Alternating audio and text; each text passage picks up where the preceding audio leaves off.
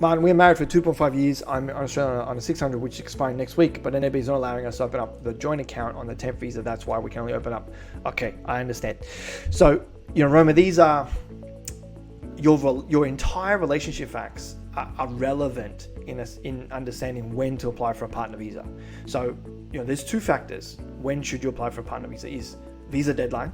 Okay, that's always one of the prominent reasons that people will apply is they have here on a temporary visa that's expiring, like yourself. The other is making sure they only apply when their facts meet the requirements, which is what I was just saying before.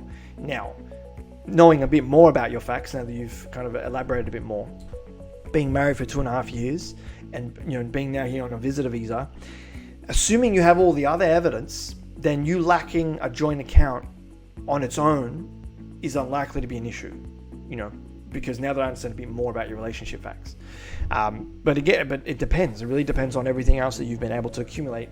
Now, if you have proof of your marriage, 2.5 years ago, if you have proof of being physically together, living together, maybe overseas for short periods at a time, if you have proof of financial support to one another, maybe the Australian sponsor was transferring you funds overseas to support you. I mean, depending on your facts, you probably will have the required documentation to prove you're in a married relationship, and the fact that you're missing a joint account on its own is unlikely to be a problem. Okay, but I can't give that definitive opinion without knowing exactly what your facts are, completely.